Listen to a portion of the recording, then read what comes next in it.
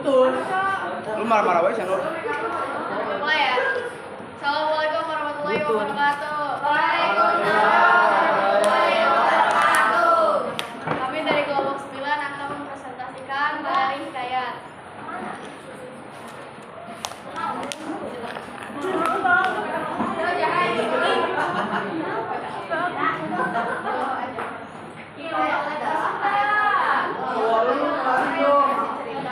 Undang-undang, keagamaan, historis, biografis, atau gabungan tindakan tersebut. Hikayat biasanya disampaikan secara lisan dari satu generasi ke generasi berikutnya. Ciri-ciri hikayat yang satu adalah isi cerita berkisah pada tokoh-tokoh raja dan keluarganya atau istilah sentris. Yang kedua bersifat prologis, yaitu mempunyai logika tersendiri yang bersama dengan logika umum. Ada juga yang menyebut fantasi. Yang ketiga menggunakan banyak bahasa kiasan yang kadang-kadang disebut. Yang keempat struktur kalimatnya tidak efektif. Yang kelima bisa yang ada dan bisa yang ada banyak. Yang keenam menggunakan bahasa lebih lama habis bersifat kaku dan tetap. Yang kedelapan menggunakan teknik lain yaitu kata-kata yang jarang digunakan.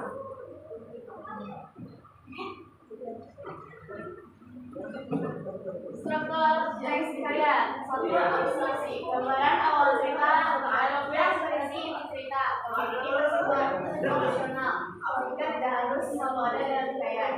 Kedua, orientasi. Bagian yang berisi tentang penjelasan tentang cerita ataupun tentang cerita. Tiga, komunikasi. Bagian yang berisi urutan kejadian yang dihubungkan dengan sama dengan debat. 4. Evaluasi. Bagian yang berisi penilaian emosi dan lima, resolusi. Bagian yang berisi penyelesaian masalah dan penerapan alternatif. Karena pada bagian yang berisi kesimpulan pesan moral menjadi disampaikan dalam bahasa. Kaidah pembahasan yang menggunakan kata alfabetis yaitu kata yang jarang digunakan atau bersifat belum.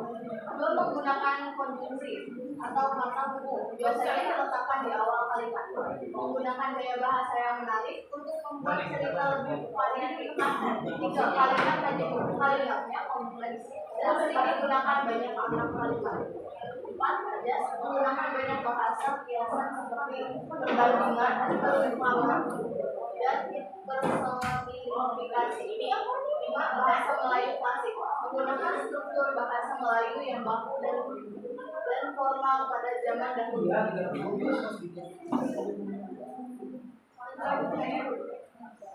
Yang berkala ada seorang raja yang memiliki 10 orang putri. Raja dikenal sebagai raja tapi ia tahu sendiri mampu ia tidak mampu untuk menjelaskan dunia kepada yang mampu yang busuk sehingga anak raja diasuh oleh orang maju. Remaja dan nakal. Mereka hanya suka bermain. Mereka tidak belajar dan juga tak perkara sering terjadi di antara mereka. Putri itu dinamai dengan nama-nama warna. Sebelum menama putri ini, akhirnya dinamai putri tiga, putri Mila, putri tiga, putri Padu, putri Oranye, putri Merah, putri Merah, dan baju yang mereka berwarna sama dengan mereka. Dengan begitu, sang raja yang kedua dapat memiliki dari jauh. Meskipun kecantikan mereka hampir sama, begitu putri sedikit berbeda. Dia tidak remaja dan nakal. Sebaliknya, ia selalu diam dan sering ramah pada siapa. Dia lebih suka perhatian lebih senang dan daripada dengan orang lain.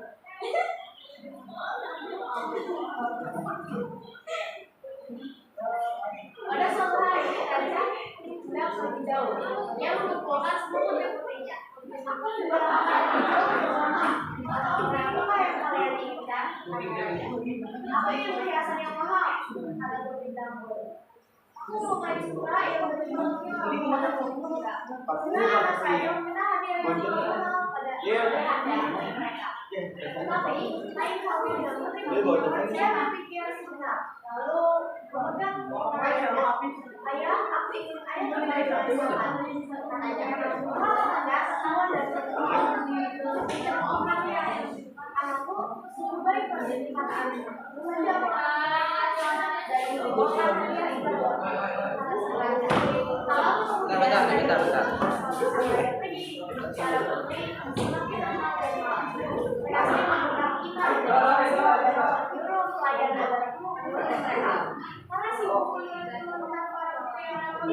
Saya tak suka memberikan data bersihkan nama di sana.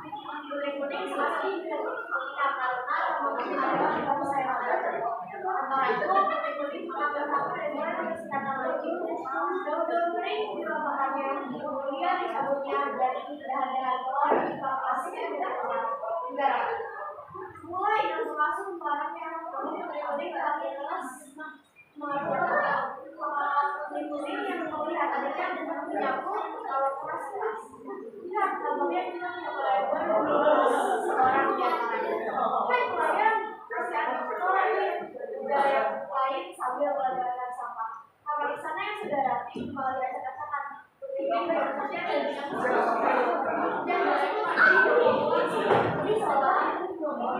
dia bisa merasakan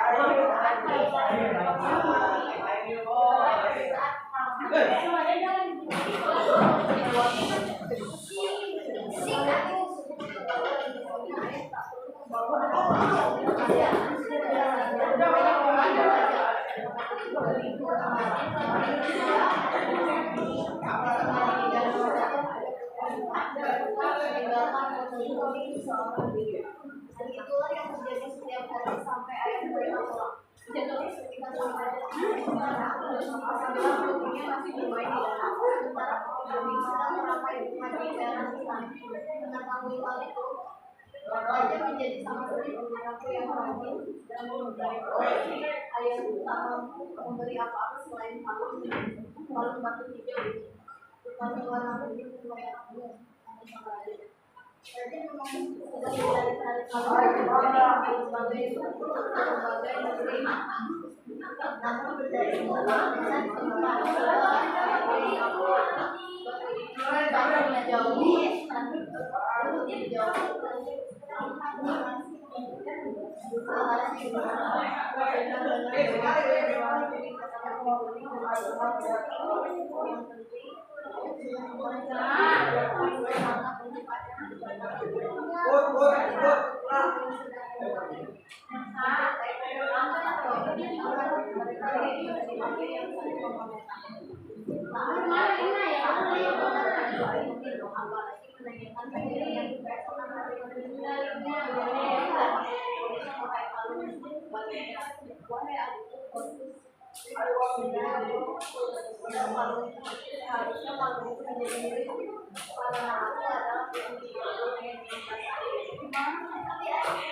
ayah memberikan aku pada masa ayahnya hijau menimba dia segera mencari saudara-saudaranya dan mengasuh mereka.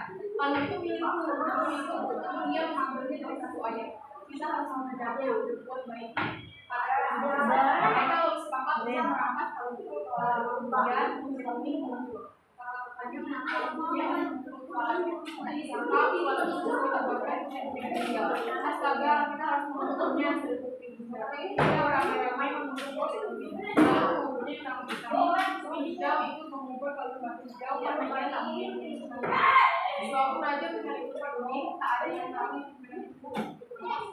kalau masuknya dia mulai bahasa dan sangat marah hai kata bahwa saja tak ada yang sama temannya berhari-hari berbulan-bulan tak ada yang berhasil mencarinya. Raja sangat sedih. Aku ini ayah yang buruk katanya. Kalau mau kemana? Dialah anakku kepada aku raja dari awal perlawanan. Maka dia pun mengirim putri-putrinya untuk sekolah negeri yang jauh. Dan sendiri sering berlindung di taman istana. Jadi pemikiran putri yang pulang tak berkelas. Suatu hari bermula sebuah kenangan di atas putri-putri. Sang raja heran kenapa apa ini? Bayangnya bagaikan putri daunnya bulat berkilau sebagai kalung batu hijau. Bunganya putih-putihan dan sangat wangi. Tanaman ini mengingatkanku pada putri Bunga. Baiklah, beri dia namaku. Kata raja dengan senang. Dan itulah bunga putri yang mendapatkan namanya. Bahkan bunga bunga ini bisa digunakan untuk mengharumkan rambut. Batangnya dipakai untuk membuat kotak-kotak berbeda, sedangkan kulit lainnya dibuat menjadi orang gedang. Setelah mati pun putri masih bisa kembali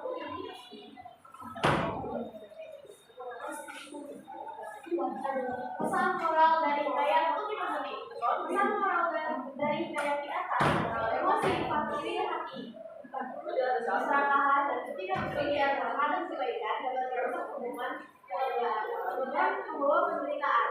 Sementara anak baik ketulusan dan kebaikan hati tersebut tidak selalu dihargai, kita bahkan meninggalkan keputusan yang abadi dan konstruksi dari raja tersebut adalah raja memiliki 10 putri yang cantik, namun mereka manja dan nakal. Hanya putri Kemuning yang baik hati, rajin dan tidak mementingkan barang-barang mewah. Suatu hari raja pergi ke rumah dan bertanya hadiah yang diinginkan putrinya. Putri Kuning hanya ingin ayahnya kembali dengan selamat. Pemberian kasih. Raja yang bijaksana memiliki 10 putri, masing-masing bernama sesuai warna. Putri Kuning adalah yang paling berbeda, rajin dan baik hati, sementara yang lain manja dan nakal. Raja sering sibuk dengan tugasnya sebagai pemimpin sehingga tidak dapat mendidik anak-anaknya.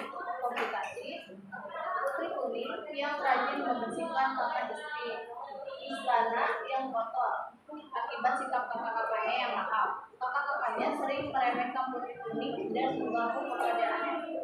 Mereka merasa iri dengan mengabaikan Putri Kuning dan berusaha untuk merebut kalung pemberian raja dan kuntum dari Putri Kuning. Evaluasi dari saya tersebut adalah meskipun Putri Kuning hanya menerima kalung batu hijau yang tidak sesuai harapannya, ia tetap menyambutnya dengan ikhlas dan tidak memberikan hadiah mewah. Namun tindakan iri hati dari kakak-kakaknya menyebabkan kematian Putri Kuning. Resolusi: setelah kematian Putri Kuning, Raja sangat sedih dan menyesal karena tidak mendapat mendidik anak-anaknya dengan baik. Para putri kemudian dikirim untuk belajar teori di istana. Kode dari saya tersebut adalah bunga kemuning yang tumbuh di makam Putri Kuning menjadi simbol kebaikan hati dan ketulusan Putri Kuning yang tetap memberikan manfaat meskipun sudah meninggal.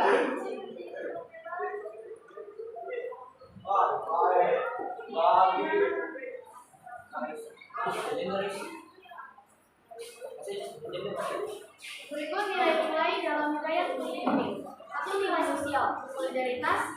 Putri Kuning dan peduli pada orang lain dan lingkungan sekitar. 2. Nilai moral, keikhlasan. Putri Kuning mengutamakan keselamatan ayahnya bukan hadiah. 3. Nilai religius, kebaikan dikenal Tuhan. Kebaikan Putri Kuning tetap dihargai meski tak dihargai manusia.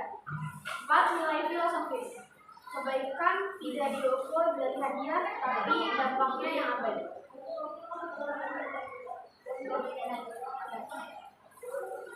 Sekian dari kelompok 9. Kurang lebihnya mohon maaf. Wassalamualaikum warahmatullahi wabarakatuh.